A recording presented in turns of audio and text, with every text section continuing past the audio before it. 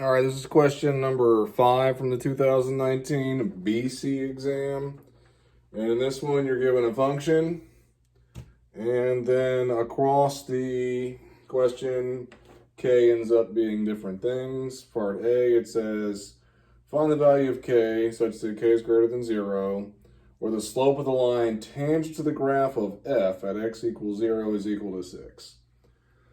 Okay, so what that's saying is that when you derive that function and plug a 0 in, you should be getting out 6. All right, so if we're going to derive it, obviously he'd be upstairs to the -1. So -1, foolishness, to the -2 times the derivative of the inside. Remember to parenthesize because it's got multiple pieces. Okay, so here's f prime of x. Now when I plug a 0 in where I see x, I should be getting 6 out. So he's going to be 0, he's going to be 0, leaving us with just k. You bring it downstairs squared, that negative sign's still there, and then multiplied by, well, if I plug a 0 in, I get -2. And again, that right there is the derivative evaluated at 0, and it told me I'm supposed to get 6 out. So equals to 6, and then just start cleaning it up with algebra, right? Those negatives make it be +2 over k squared. All right, switchy switch it, puts me to here. Simplify, square root. Notice I just picked the positive version of the root because it told me that k was greater than 0. Part B, for k is equal to -8, find the value of the integration from 0 to 1 of f of x dx. Okay, so I've replaced k with -8, and now I'm here. Hopefully that's screaming at you that it's partial fractions.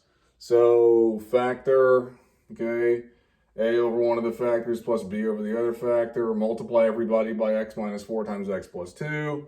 Put you to here, plug your 4 in, get a equals 1/6. Plug your -2 in, get b equals -1/6. So that puts me to here now.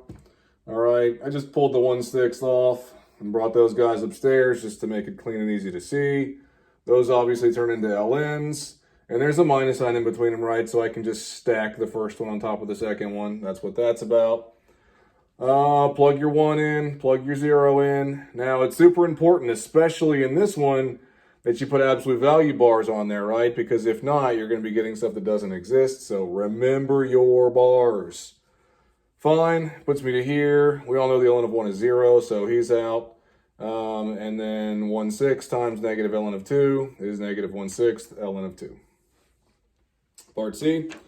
For k is equal to 1, find the value of the integration from 0 to 2 of f of x, or show that it diverges. I could see one like this being on your test. I really could. So I've replaced k with 1, okay? And hopefully you see pretty quickly that factors to here, all right? And so this right here is undefined at x equals 1. And x equals 1 is in between 0 and 2, all right? So, and you have to use this notation. We're going to integrate from 0 to 1 from the left, and that limit as x approaches 1 from the left. And then we're going to add to it the integration as x approaches 1 from the right to 2. Okay? So we had to split this guy up at where he was undefined. Now, here's my integration. And I'm just carrying along those limits. Like, just be careful about that if it shows up. Write the limit as x approaches on there. Okay, and then as you plug in, right, like that negative sign is there. 1 from the left is like 0.9999999, so that's 1 divided by negative small. That's why it's negative infinity. And then over here, when you plug in 1 from the right, ultimately, that's like 1.00001. So when you get to that step, that's going to be a positive infinity, right? Okay, fine. So you do your arithmetic in there, and you end up getting 2 times infinity minus 2.